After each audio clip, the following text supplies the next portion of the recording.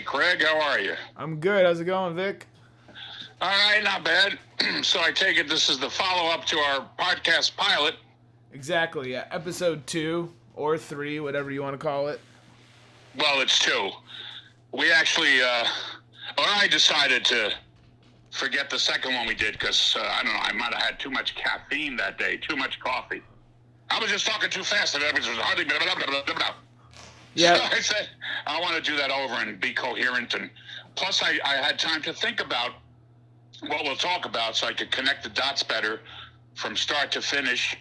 And, of course, we talked about a lot of the successes I had. I'd rather mention, I want to start here by mentioning the failures, because the failures led to the successes.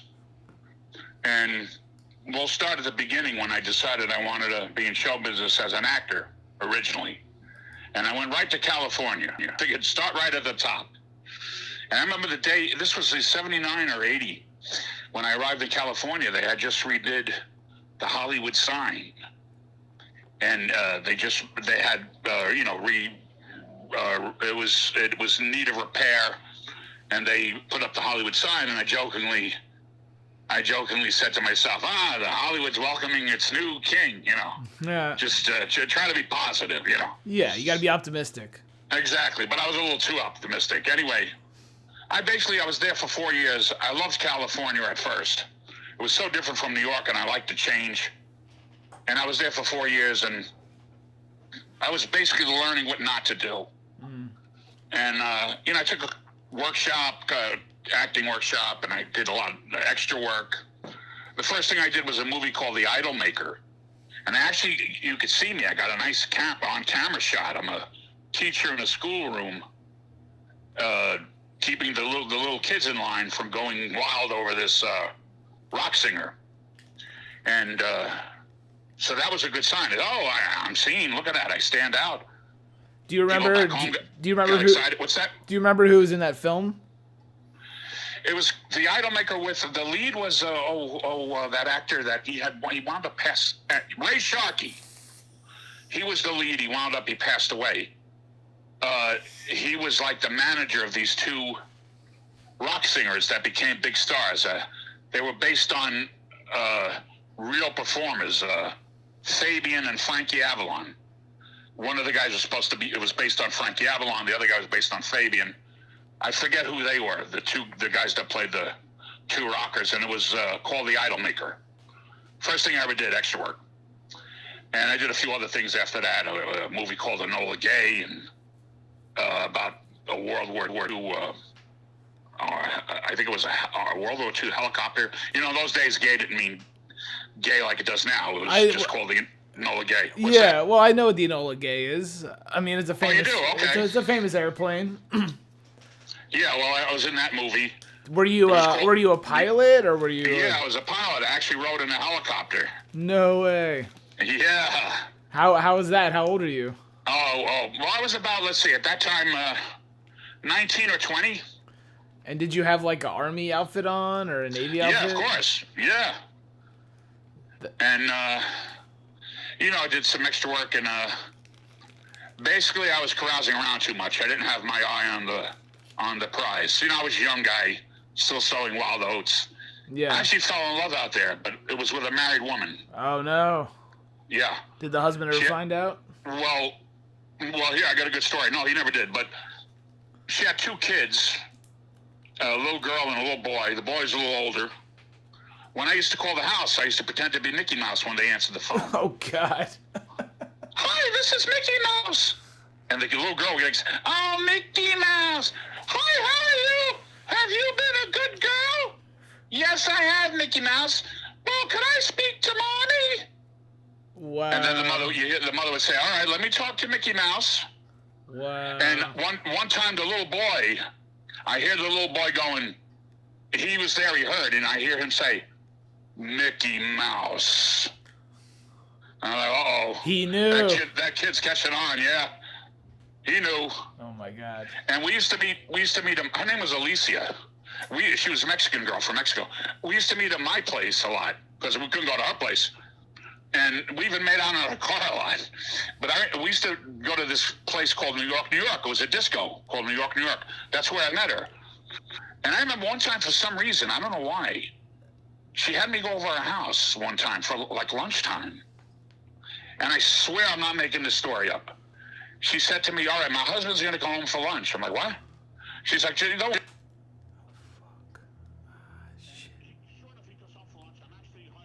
Closet.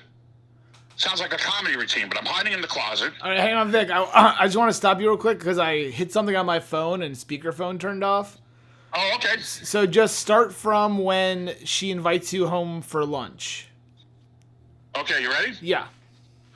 So she winds up, I don't know, this one time, what the reason was, she lived in Simi Valley, I was in North Hollywood. Pretty long distance there, but she had a car. And I wound up being at her place, her house, at lunchtime. And she said to me, my husband's going to come home for lunch. And I'm like, what? Well, don't worry, just hide in the closet. He doesn't stay long. So I did. I hid in the closet. Sure enough, when he came home, I'm hiding in the closet, and I hear that he hardly says anything. She's making his lunch. Honey, I made you a tuna fish sandwich, whatever. Yeah, okay. And then he leaves, and sure, I come out of the closet. I literally came out of the closet, and I wasn't gay. And so I realized later why she did that. She wanted me to hear, this is my theory, that there was no love between them. Yeah, I really believe that. She wanted me to hear for myself. Yeah. That he was cold with her, because they broke up too. Not one wound up breaking up, and I think he was having an affair on her. That's why she had the affair, because she wasn't that type of woman. Yeah. And when I talked to her years later, we stayed in touch. When I came back to New York, she had got married, and she said to me, "Yeah, I met this Italian American guy from New York, and I married him." And she still feels. We still have, we still have feelings for each other. Yeah. She married a guy who reminded her of me. Yeah. Anyway, what point was I making here? Oh, yes, I wasn't really. I didn't have my eye on the ball as far as the acting. I was carousing around. I was young. So still so wild. Though it's California. I was like a kid in a candy store with all those beautiful women, models, actresses. I'm 19 years old, 20 years old. And by the way, that girl, the married woman, was in her 30s. Oh wow. Yeah. How would you say the women in New York were different from the women in LA? Well, at that time, women in New York were working women. LA, they were all models and actresses, some way or another. Yeah. All the beautiful women went there to try to be discovered. A lot of them thought they would make it on looks alone, which of course they didn't. But eventually, I came back to New York, and I came back only for a visit. It was around Christmas. My mother and brother met me at the airport, and I was planning on going back to California. I left all my stuff there. But this was after 4 years. Once I was in New York again, I realized, no, I belong here. Yeah. And it was Christmas time, snowing, and I just said, nah, I don't want to go back to California. I did go back to get my stuff that I left there, but I stayed in New York again, and I said, okay, now what am I going to do? I want to be in show business. I got to make money because I'm not, I got a long way to go. And so me and a friend of mine, Elliot, we came up with this idea. We were trying to be creative, even in an entrepreneurial way. We came up with these, this was really his idea. We were partners. He put in most of the money. He had the contacts to get the product, which was a Frankfurter and a Bialy. And he called it the Wonder Wiener. I didn't like that. People are going to I wonder what's in it. So we were going to call it the kosher dog. So Elliot was Jewish, and he had to get a rabbi to certify that it was kosher. Right. Yeah. So we were selling them on Wall Street. I don't think we ever got the certification. We weren't in business long enough, We wound up going out of business. But one of my regular customers was this guy he introduced himself as Raymond T. Book II. And that's how he used to talk. And he was always singing the song all the time. The Lord liveth, blessed be the rock, let the Father of salvation be our Savior. He wasn't really religious. He just liked that song. Yeah. And I thought, what character? And he looked just like Pee Wee Herman. This was before Pee Wee Herman made it big. Oh, wow. And he made it big not long after I met this guy, Ray, which kind of which kind of killed our thunder. But I said to Ray, I says, hey, this is when I first had the idea of a comedy team. I said, did you ever think of working as a, comedy team, doing act as a comedy duo? Well, I'm not really a comedian, I'm an impressionist and a singer. But he wanted to be like a Broadway singer, like Tommy Tune at the time. So he was he was your most I'm sorry, what was that? He was your most regular customer at the kosher Yeah, dog. I see him every day. Yeah. So he also did great impressions. Kirk Douglas, Burt Lancaster at the time they used to do James Cagney. So I did a good Humphrey Bogart. He didn't actually. That was the only one he didn't do, I think. And that's an easy one. All right, sweetheart. But he was really good at the impressions he did. So we teamed up, and he said, all right. He says, I have an act I used to do with Sammy Petrillo. Now, Sammy Petrillo I knew very well because he was a Jerry Lewis lookalike, and that ruined his career. And he used to act like Jerry Lewis. He used to work with a partner called Duke Mitchell. Duke Mitchell and Sammy Petrillo, they were kind of like a poor man's D. Martin, Jerry Lewis. And they actually made a movie. It's on YouTube. It's called Bela Lugosi's It's a Brooklyn Gorilla. All right. It's kind of got a cult following, like it's so bad it's good, that kind of movie. Yeah. So he told me that he worked with Sammy Petrillo. They used to do an act together. And he suggested we do that act. Ah. So I remember our very first performance was at a place called the Comedy U, which was part of NYU. They had their own comedy room. These were hip college kids, So we come out. I don't remember everything we did, but I remember very vividly. There was one point we were both chanting, we're on stage, and we're both going, we want whiskey, we want whiskey. Hey, Ray, how come you never invite me to your house for dinner? Oh, Vic, you don't want to come to my house for dinner. Why not, Ray? Because my wife can't cook. What do you mean she can't cook? She's the only girl I know that can burn Jell-O. We want whiskey. We want whiskey. Man, did we lay an egg. I mean, we bombed so bad. That's such a hokey act. Yeah. Oh, he did this act with Sammy Petrillo in Pittsburgh at a place called the Nut House, which was a very popular comedy club there in Pittsburgh. And Sammy worked there all the time. But this routine was very corny, hokey. This was like mid-'80s, And I came back from California 4 years later. And, the audience was staring at us, WTF, So we couldn't get out of there fast enough. And I remember, well, this ain't working out. And Ray talked me and said, no, let's, we'll get better. Well, we wound up doing this is all open mic nights. We wound up performing at all the comedy clubs in the area. There was a lot at that time. And they got to really like us. And he was a very lovable guy. So they got to really like us. They always put us on. This is open mic, though. And we wound up, there used to be a lot of public access cable TV shows. It was Manhattan Cable, Group W Cable. You pay like $50 for airtime, and they'd show we did a comedy show. It was comedy skits. It was called Totally Hilarious. It was actually totally pathetic. But anyway, this was on YouTube. The very last show we did, it's on my YouTube channel, Totally Hilarious.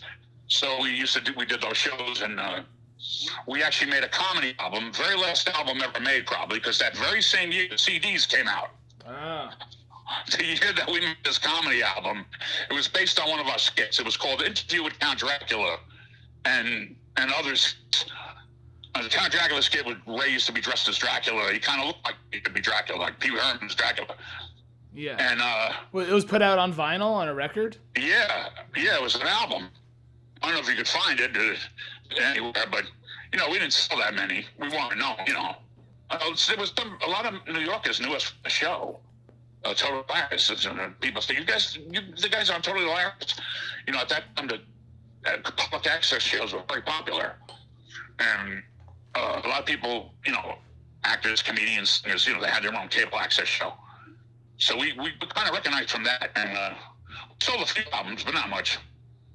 And Ray was always saying, show business ain't everything. He was never really crazy about the pursuing a career in show business, So we amicably, called it quits. We went as far as we're going to go. Yeah. Ray, actually, his name was Ray Books. He got a job distributing books. Yeah, children's books.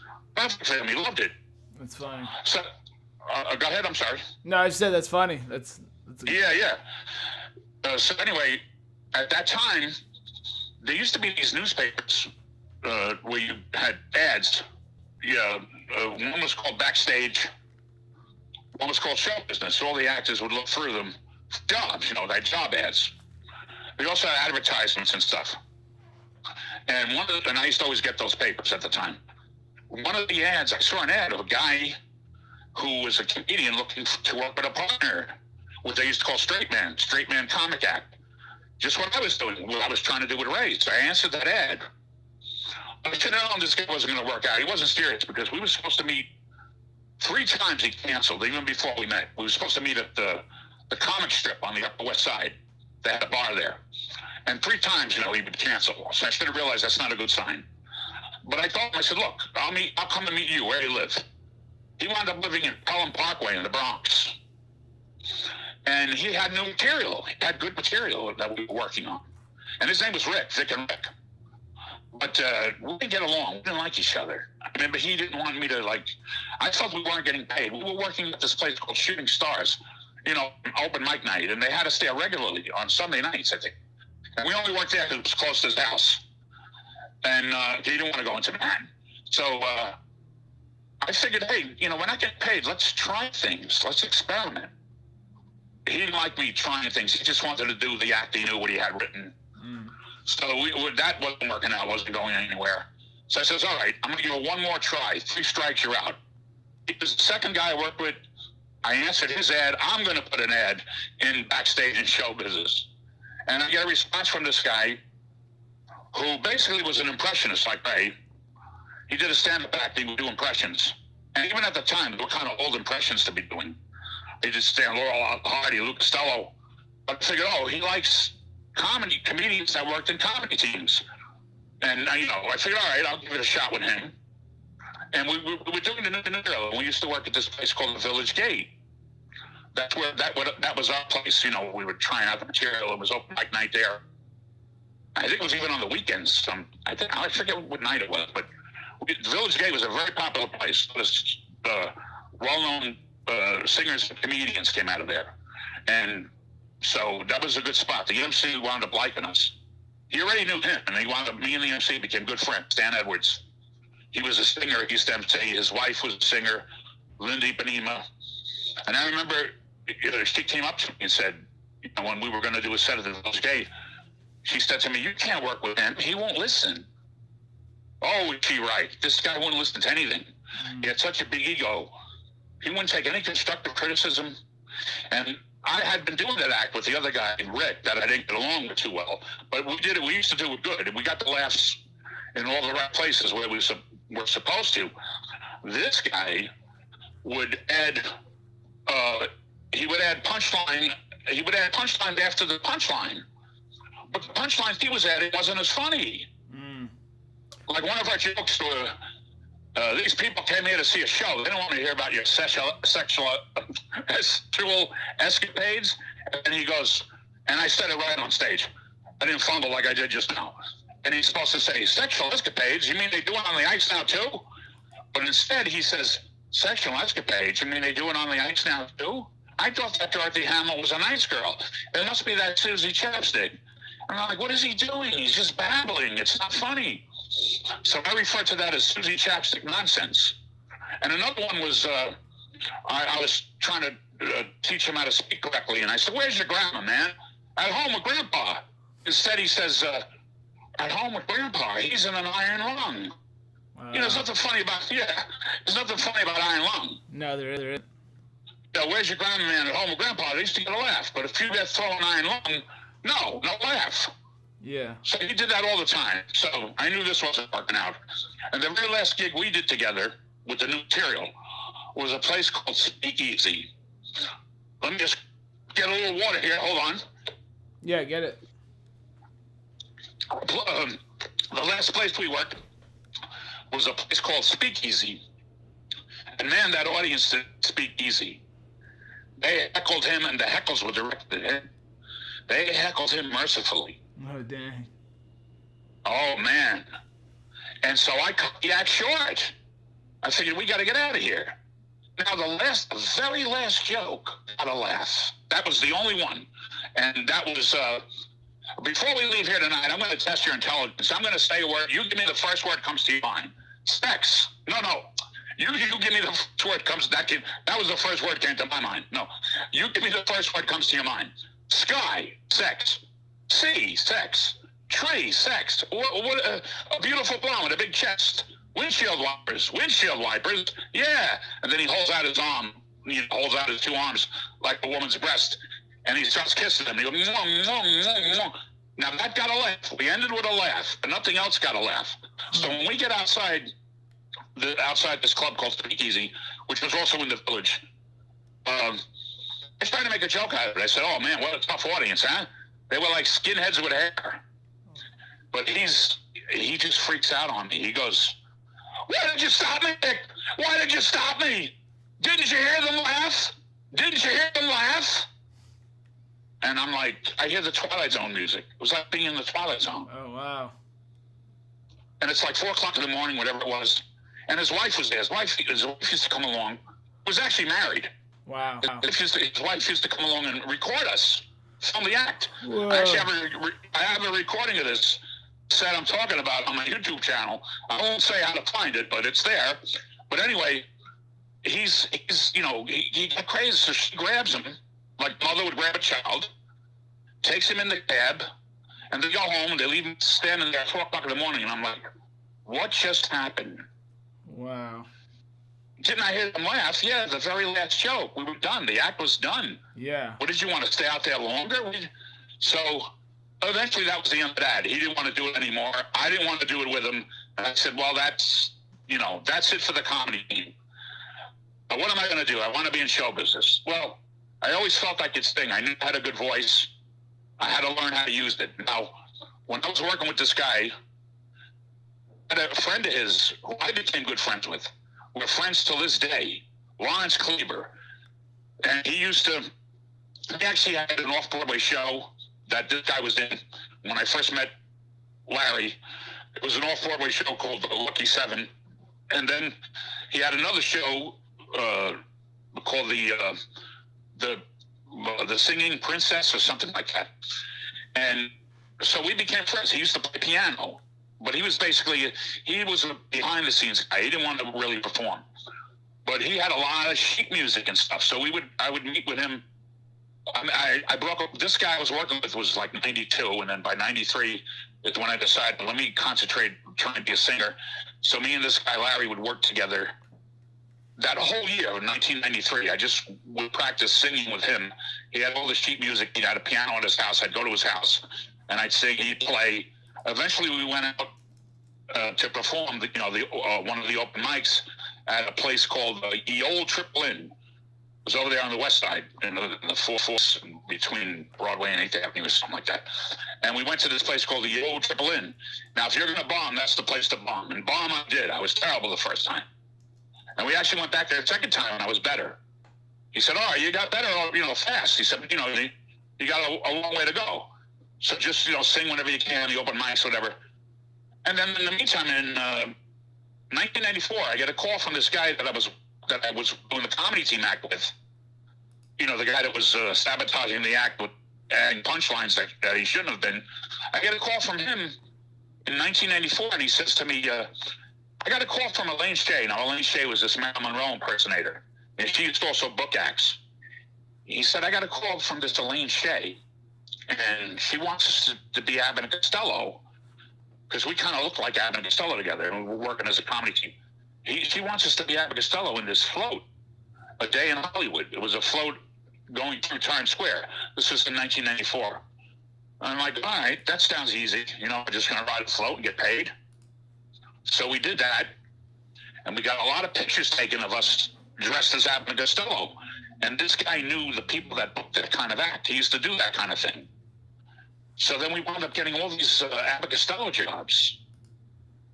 And I'm thinking to myself at the time, I don't want to do this. I don't want to be an impersonator. Abbott Costello, I love Abbott Costello since I was a kid, but I didn't want to do Abbott Costello. I wanted to, be original. But, we were getting paid to do that, so we did it. We wound up doing gigs where we did all their routines, the famous Who's On First, but we also did other ones. We had a whole stand back doing all these Abbott Costello routines. We used to perform at these venues, what they used to call party venues, corporate gigs. So we were doing that and making money, Then in 1995, I get a call from this other guy in Atlantic, and he says to me, I hear, and Elaine Shea recommended me, so I owe to Elaine Shea, the Maryland. I'm still friends with her to this day. He said to me, his name was Sal, and he goes, I'm looking for a guy that does not Abbott. Elaine Shea recommended you. And he's like, I'm a professional Lou Costello impersonator in Atlantic City. And I'm like, oh, Atlantic City, all right, there must be money in that.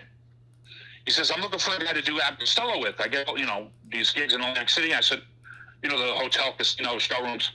I'm not sure, So I wound up working with this guy in Atlantic City, and it opened a lot of doors for me in Atlantic City that I, eventually wound up doing my own act, singing and comedy, on my own, being myself.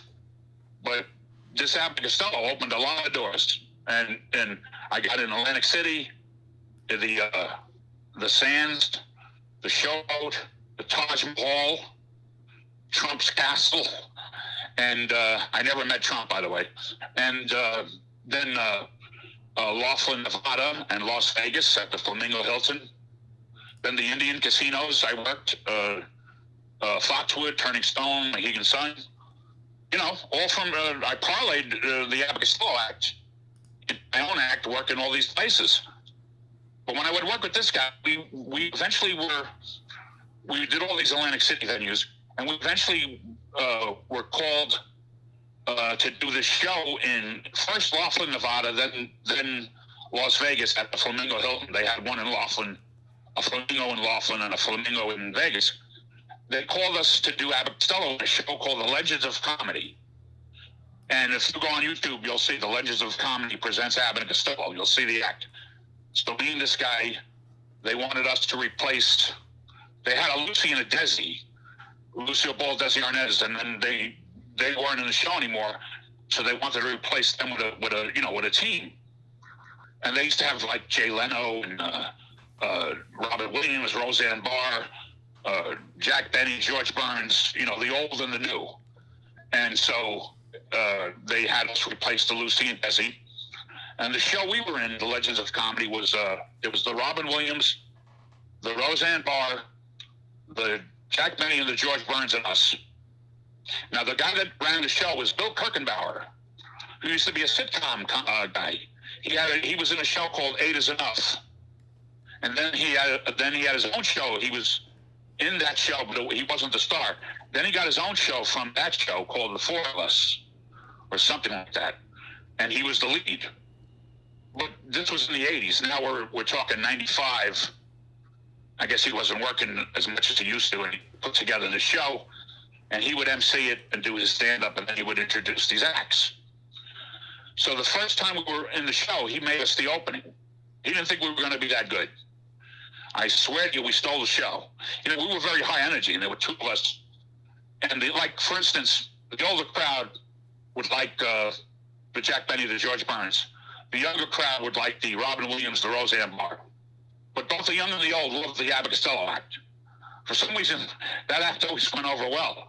So he wound up making us close the show. We were the closing act because nobody could follow us. And there was one time they had an audience filled with rowdy teenagers. Every act was bombing. Now, Sal and I were going on at the end. We were closing. I said to Sal, listen, man, we got to give it our all. You got to be very exasperated with me. We got to really argue. I'm going to, Abbott sometimes smack Costello, and we might only do that once in the show, But I said to him, I'm going to smack you 3-4 times tonight. We got to get this crowd, to like us, so we got to be as rowdy as them. Sure enough, when we went on, we were the only act they liked. All right? They didn't boo us. They didn't heckle us like they would do the others. When we got off stage and went in the dressing room, nobody would talk to us. Not a word. Sal looked at me and said, you believe this? Are they jealous? I said, Sal, It's not us personally. They feel bad because they bombed. Yeah, they don't want. They just want to get out of there. Yeah. And the fact that we didn't made them feel even worse because they can't really blame the audience. Right. It wasn't the audience; it was them. They just didn't like their act. Yeah. So Sal and I were doing well, and then eventually, even while I was still working with him, and I was still working with the other guy in New York, doing the party and the corporate gigs, so I was doing really good. I was making good money then, and I was also doing my own act too. And then eventually, Sal got sick. He got real sick, and we had to call an ambulance. He couldn't eat, and he used to chain smoke. He smoked a lot of cigarettes, and he started getting that voice. And I said to him, "Todd, you're going to wind up with lung cancer. You better stop." And I think that's what might have happened. I don't know. I never heard from him again. Dang. They had to, call an ambulance. He went home. So I continued working in Atlantic City and Laughlin and Las Vegas on my own. And then I was also working, New York venues, doing, the big money was in the corporate gigs. And I did party gigs as well, weddings, bar mitzvahs, stuff like that. And then I was still working with this other guy doing Abbott Costello. And then eventually, I was with this guy. I won't say his name, He wasn't all that bad. He got better. And he was a very talented guy. He really was. And he did those gigs really well. He didn't do that new material. But the only problem was he had a big ego. And he wouldn't take constructive criticism. That was a big problem. So eventually in 2004, I met this other guy. This is like 3 Costello guys now. I met this other guy who working with an improv group. His name was Walt Frazier, like the basketball player. But instead of his name with a Z, it was spelled with an S. And he had an improv group, and he wanted to work with me to do the Abbott Costello act, because he used to also book acts. He said, and he would do Costello and I do Abbott. He said, I could book us doing Abbott Costello and also the Blues Brothers, because he was able to sing. And I had suggested, when I was with Sal, occasionally I would do the Blues Brothers with Sal, not just Abbott Costello. And even with the other guy. So we would do Abbott Costello and the Blues Brothers. And I said to him, he did the Blues Brothers really well, and I taught him how to do the Abbott Costello act. So eventually we would open for the improv group, and also sometimes we'd close for the improv group, doing that Abbott Costello material. But since we were doing it in a comedy club with a young audience, we didn't dress like them with the old clothes, because that would have alienated the young audience. They wouldn't know what the hell we were doing. So we would just come out as ourselves, in our casual, in our street clothes. And we would do the Abbott Costello routine in front of this young comedy club audience, and they loved it. It went over really well. And if you don't believe me, go to YouTube and type in "Who's on First Live," and you'll see me and Walter doing the Abbott Costello in front of the comedy club crowd. And they're eating it up. But then he booked the acts. When he booked the acts, we had, the bookers that booked that kind of thing want us to be dressed like them. We had to impersonate them and do their routines. So I met this Walter guy in 2004, and then by 2006, I was just working with him exclusively. And we worked all the way up until New Year's Eve. My last Abbott and Costello gig was New Year's Eve, and it was a wedding. And it was Ken and Barbie was the name of the couple getting married. I'm not kidding, Ken and Barbie. It was Abbott Costello meet Ken and Barbie. And that's even on YouTube. I think everything I'm talking about is on YouTube. So anybody says, I'm making all this up, no, I'm not. Go check it out for yourself. So, so then my last official gig, because I lost all my family members. My mother, Rose, in 97, and then my father, Jack, in 2004. Now, in 97, I got my first role, a SAG role, where I got my SAG card in a movie called After Hours Happy Hour. Unfortunately, we got an ambulance out there or something. Can you hear it? Yeah, I hear it, yeah. Anyway, all right, as long as it's not distracting too much. In 97, I got in SAG. Unfortunately, my mother passed away already. I wish she would have lived to see me get in SAG, because I always used to tell her, oh, man, if only I could get in SAG. Well, eventually I did after quite a few years. It was 1997, by doing this movie, After Hours Happy Hour. Then 2004, the year my father, Jack, passed away, was the year I got in The Sopranos. Wow. But he lived to know about it. I don't know if he lived to see it. Yeah. Because it was the same year, but he knew about it. And Astoria Studios was right where he lived. I used to go there for rehearsals or whatever, and then go to his place afterwards or before, you know. And then when my brother Michael passed away in 2009, that was it. I mean, I just lost all my desire to perform. It didn't mean anything anymore. So that's why by New Year's Eve, my last gig was New Year's Eve 2011, going on 2012, and I knew that was going to be my last gig. I just lost the desire. So when I was singing, I usually used to, when you know, if you're a good performer, you work every New Year's Eve, which I always did. So this particular New Year's Eve, I always used to end with New York, New York, because that's a real crowd pleaser. Yeah. You know, start spreading the news, I'm leaving today. Everybody knows that song. So anyway, and the crowd would sing along. But this time, I was being real dramatic with myself. I knew this was going to be my last gig. So I did New York, New York. And usually you'd come out, take a bow on these New Year's Eve gigs. Then you do an encore. And New York, New York used to be my encore. But this time, I sang a song I only might have done a couple times in the past, only when it was requested. I never did this song because I felt it was too pompous for me to do. And that was My Way. And now the end is near, so I face the final curtain. Because I knew this was my last gig. And man, I sang my heart out with that song. The audience, they loved it even more than New York, New York. Wow. And yeah, because I really sang it with feeling, because I knew I loved working in front of a live audience, and I was like saying goodbye. And man, I think I was crying backstage. And so I went out with a bang. That was my last gig, my last song sung, and that was 2012. Let me just take another sip of water, and we'll get to the end of the story. Yeah. So now, I just started working doing security in my neighborhood. Everybody knew me in the neighborhood. I was like, you know, the local celebrity. They all knew I used to be in show business, and so I used to work security at these places. And eventually I got at this place called the Metropolitan Bar, a local gay bar, and I started working there. And a lot happened from working there. I basically made my comeback because around, I think it was, anyway, I forget what year it was, but they used to have karaoke on Tuesday nights. And so I always thought to myself, I never really performed in front of millennials, as far as I know. And I thought, I wonder how millennials would like what I do. So it was a karaoke night. I went up there, I sang the songs I would usually sing, act. And they went wild, man. It was like being in Atlantic City. They were coming up to me, oh, that was beautiful. What song was that? Who recorded that? And luckily, a friend of mine, this guy Nico, was there. He recorded it with his phone. So I even have those sets on YouTube, but on my YouTube channel. But from doing that, I thought, oh, man, I want to start singing again in front of a live audience.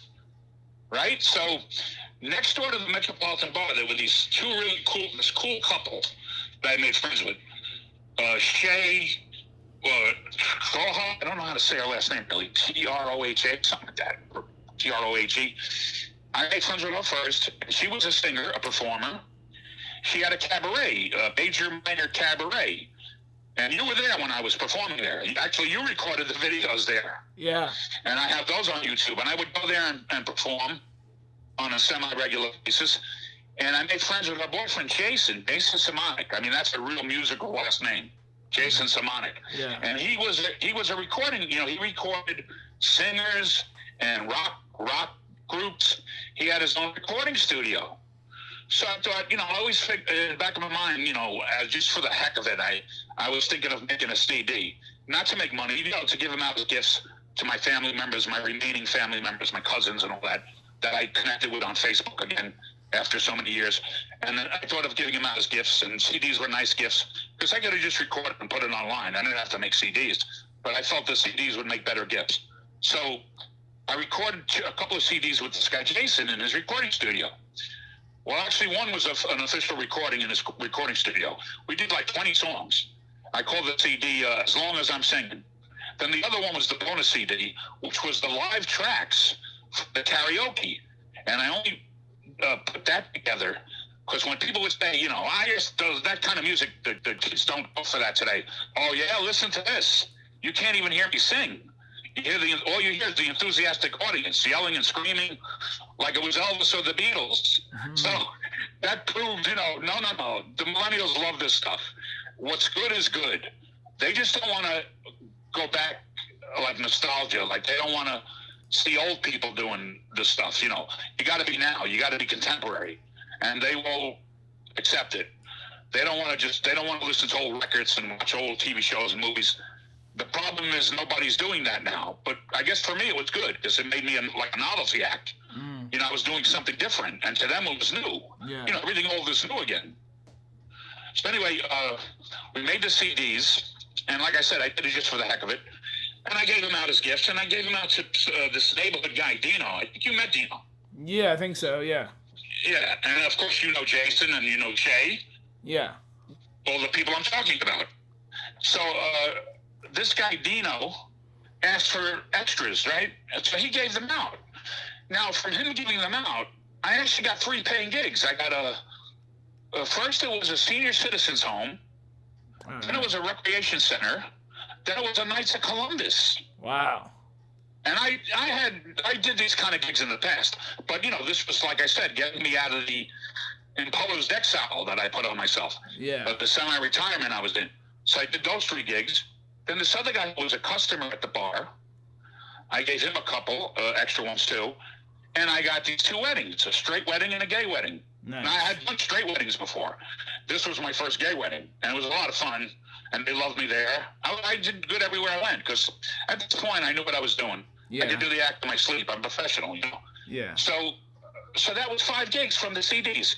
And there was one more even, which was going to turn out to be a steady gig at a school.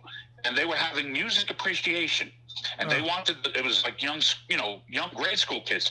They wanted me to perform for these kids to expose them to the kind of music I did. Wow. Oh, the kids, they're a great audience. Yeah.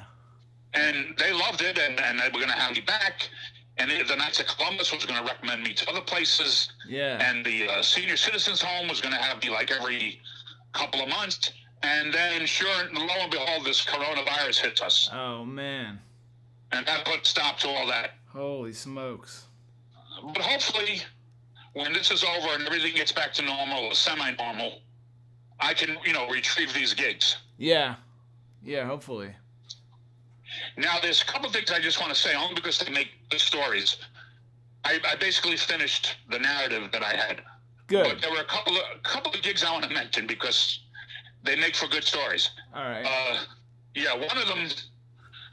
Okay, there was one time I had to perform. I was performing in Laughlin, and then I had to go to Las Vegas. So I used to hate flying, but when I worked, when I used to work gigs locally in New York, I would take a train.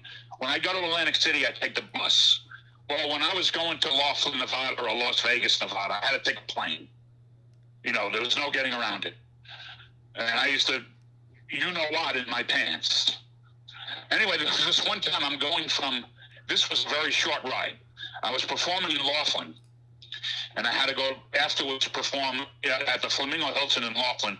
And then I had to go to the Flamingo Hilton in Las Vegas. So I had to take the plane. Now, I was in such a rush. I usually would get there early and explain to the security, because one of my props in my act was a cigarette lighter, which looked like a real gun. Oh, no. Yeah, coming. And I would pull it out, light the cigarette, and when I would do this ballad called "It's 2:45, there's no one in the place except you and me, so set 'em up, Joe." And I would do that song. It was a ballad, and it was about a guy crying in his beer. And I would do it the way Frank Sinatra did it, with the cigarette and smoking a cigarette and a Jack Daniels in my hand. It was called a saloon song, a ballad song. And I didn't do too many ballads. I always did upbeat songs. But when I did a ballad, this would be one of them.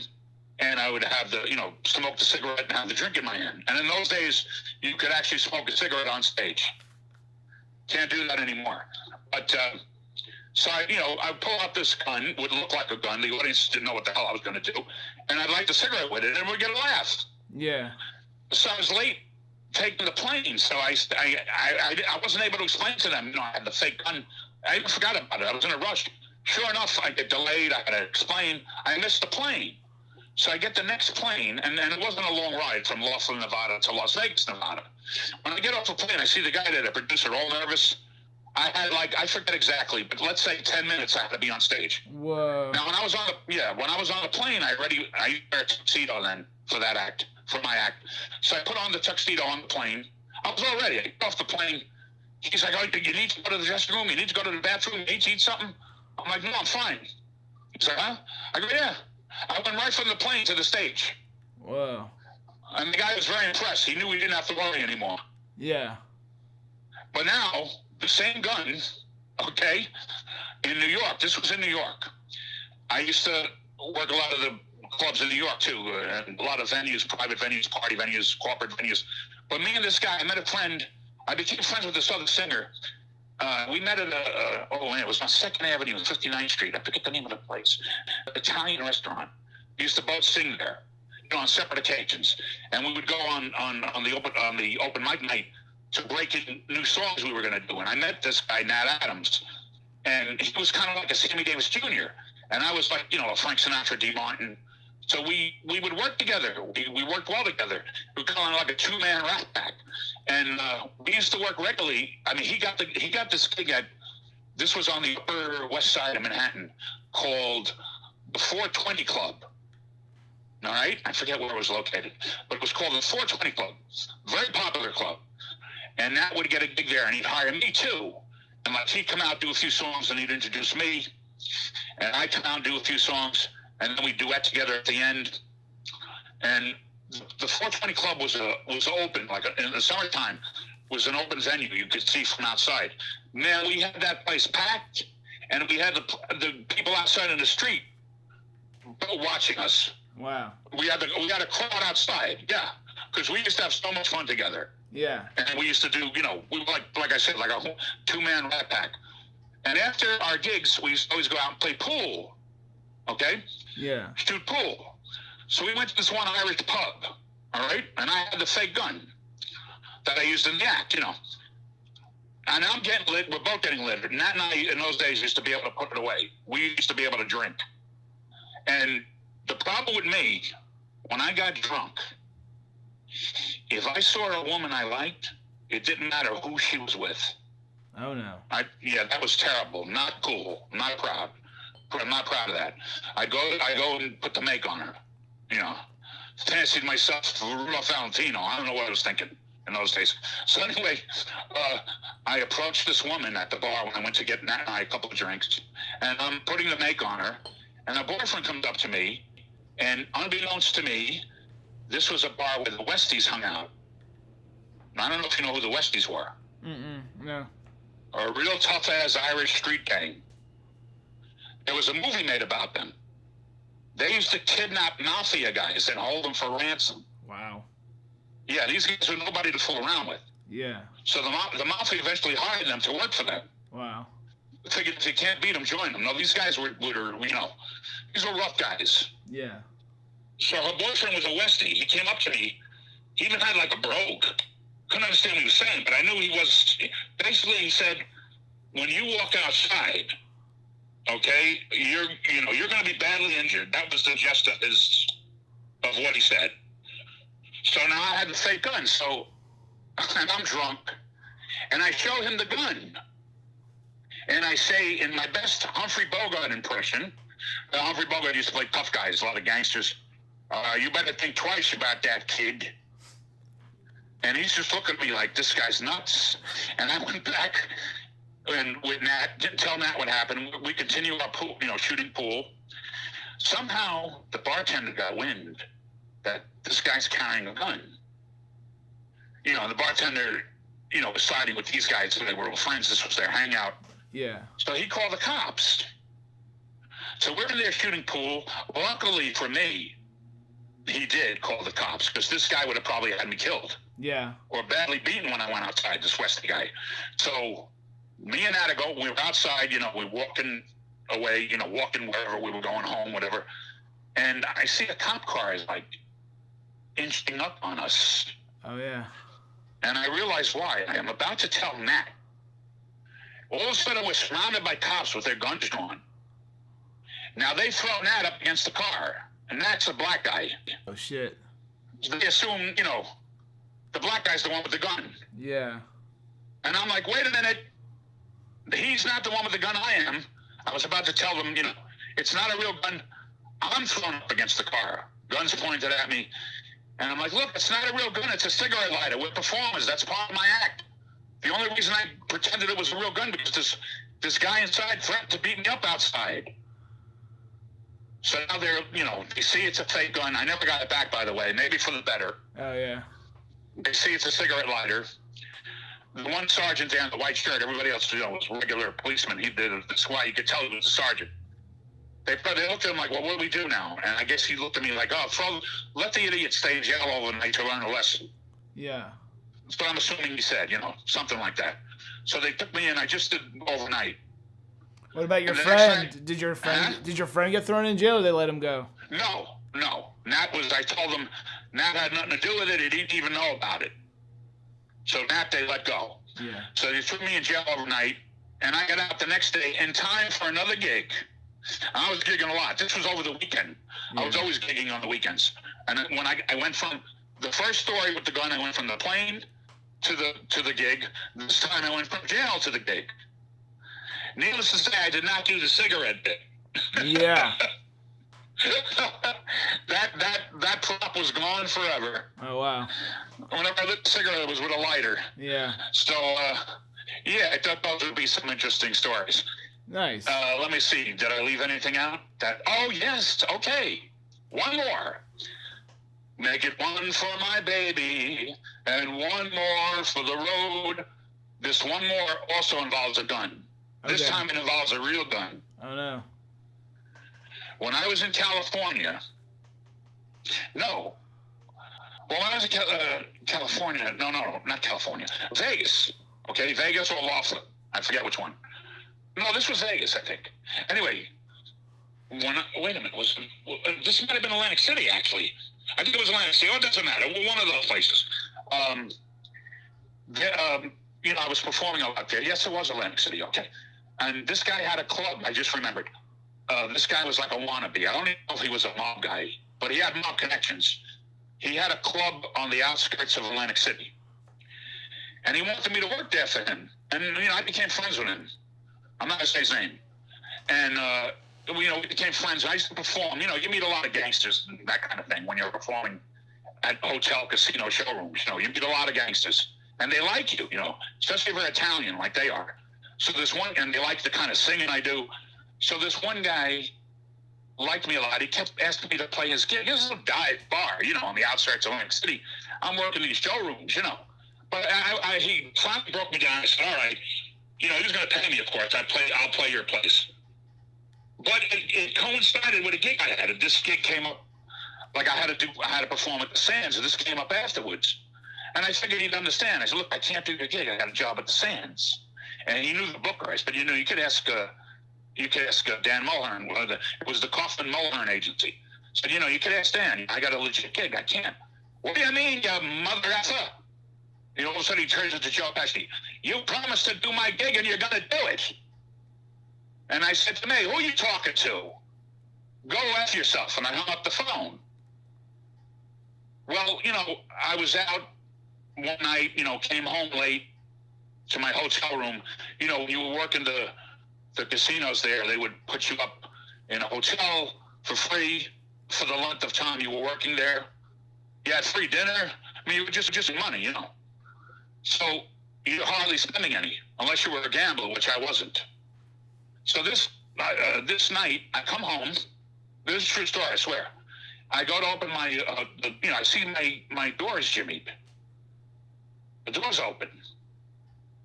I go inside, it's dark. I put the light on, and there's this guy. And he's like, I think it was the next day. You're working my place tomorrow night, whether you like it or not. Don't give me any shit, whatever. And I was about ready to physically throw him out. Next thing I know, I got a gun to my head. I swear to you, and this guy's pushing me. He pushes me into the bathroom, and my head is down in the sink. Are you still there? Yeah, I'm listening. You're enthralled. Anyway, yeah. No, you were so quiet. I want to make sure we didn't get disconnected. So he's got the gun to my head, and he's got my head in the sink. Damn. right? I'm like bent over. He starts running the water. He goes, this is so I don't leave a mess. Now, I pissed my pants. Yeah. I was scared. I really was. I thought this was it, that this guy was going to shoot me right in the head. Yeah. So I start talking, hey, come on, paisan, we're like brothers. Yeah. I talk to you like I would my brother. Yeah. I want you to understand. All right, look, then I figured, I hope he finds this funny. If the choice is working your dive bar or getting shot in the head, I'll work your dive bar. And he starts laughing. A good thing I thought quickly, being a comedian. Let me make this guy laugh. Put me to the test. Yeah. So he takes the gun away. He goes, all right, well, just make sure you're there. I told Dan, I said, listen, and he knew who the guy was. I said, you won't believe what happened. I told him what happened. He was used to dealing with gangsters, too. Or wannabe gangsters. I said, he actually had I come in, he's in my hotel room. He puts a gun to my head. And Dan's like, oh, okay, do the gig. We'll get somebody else. Dang. Yeah, so those are just some of the stories. I think I bent your ear enough, and mine as well. But hopefully anybody listening to this podcast will find this one really interesting. Yeah, I think so. Because the first one was like a test run. Right. And now and you got me off guard. You called me. I didn't even know you were recording me. I know, I'm sneaky. But this one, I had time to think. It was kind of like, I rehearsed it in my mind. Yeah. I connected everything from California to, back to New York, from New York to California, back to New York, to Atlantic City, to Laughlin, Nevada, to Las Vegas. Nice. And that's the life and times of, as my friend Moria Gubin used to call me, entertainer extraordinaire Vic Martino. Woo. AKA Mr. Showbiz. Mr. Showbiz. The best. And my good friend Craig Friedman. Oh, and I just have to cap this off by saying, meeting Craig, when I was doing security at the Metropolitan Bar, the weekends got too hectic, too crazy. So I stopped working Friday and Saturday, and I was only working Sundays and Mondays. But I started working at the Nighthawk Cinema around 2014, and I think that's when I met you. Yeah. 2014 or 2015, and I became friends with the man I'm talking to on the phone here, Craig Friedman, and he wound up becoming my editor and producer of the documentary I did at the time, which was screened at the 2017 Williamsburg Film Festival, Williamsburg, Brooklyn, then and now, My Mother and Her Friends, which is also on YouTube, on my YouTube channel. And then with another documentary, Craig and I, that also Craig edited and produced, called Here Goes the Neighborhood, which also you could see on YouTube. So Craig had a lot to do with getting me active. Then he introduced me to a friend of his, Ross Belsky, and we did these Vic's Kid videos, which I had. Working with you and Ross is the most fun I ever had. Nice. Yeah, we're gonna do it more. Well, hopefully, like I said, when things get back to normal or semi-normal, and this coronavirus is done with, we'll start working together again. But we did these Vic's Kid videos that everybody who sees, they love them. They really enjoy them. Yeah. They're very short, like comedy. It's a comedy vignettes, I guess. There's a series of them, so you can see those on my YouTube channel. So make sure, if you're really interested in the things I talked about, you could get a sample of all this by going to my Vic Martino YouTube channel. And to hear my recordings, the CDs and all that, go to my Vic Martino official YouTube channel. And you could connect the dots of my interview and, that's when he was in Vegas doing that Legends of Comedy, and this is when he did this, and this is when he did that. It's all there for the world to see. It is. Nice. Yeah, but meeting Craig really had a lot to do with getting me doing that documentary and meeting Ross. Got me real active again. You guys, I owe a lot to Craig Friedman here, the gentleman I'm speaking to on the phone. Well, it's it's all a collaboration. Showbiz really takes a lot of people working together to make things happen. It really does. That's why you cannot let ego get in the way. You got to be a team player. Yeah. And that's what Ross was. Look, Ross is very funny.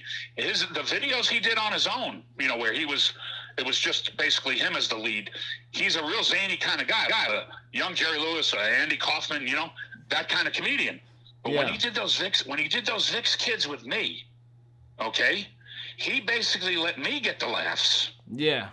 He knew that the father, it's about this baby boomer father and his millennial son, that the baby boomer father had to get the laughs. He cared more about the project. He doesn't have an ego. Right. He put his ego aside. That really impressed me. Yeah, that's big. And he let me get the laughs. It did, because he's not insecure. Because he knows he's a good comedian. Yeah. And that really impressed me a lot. I said, wow, because when I saw his other videos that he did, the ones without me, I mean, he's hysterical. Yeah. And he kind of played straight in the Vicks Kids. Yeah, he gets it. So that really impressed me, that this guy has a good shot at making it, because he will not let an ego get in the way, because he doesn't have one, which means he's secure, and that's how you have to be. Yeah, exactly. Now I'm going to leave you with this. I'm going to say one last thing. All right. Actually, I'm going to sing one last thing. Please do. Out of the tree of life, I just picked me a plum. You came along, and everything started into hum. Or I should say, Craig came along, and everything started to hum. Still, it's a real good bet. The best is yet to come. And we'll end on that note. Love it. All right, Craig. All right. Thanks, Vic. Thanks for visiting. It was great talking with you and doing this interview, this podcast. And you take care, and I look forward to seeing you again soon. Hell yeah. All right. I'll talk to you soon, Vic. All right, Craig. Take care. All right. You too. Have a good night.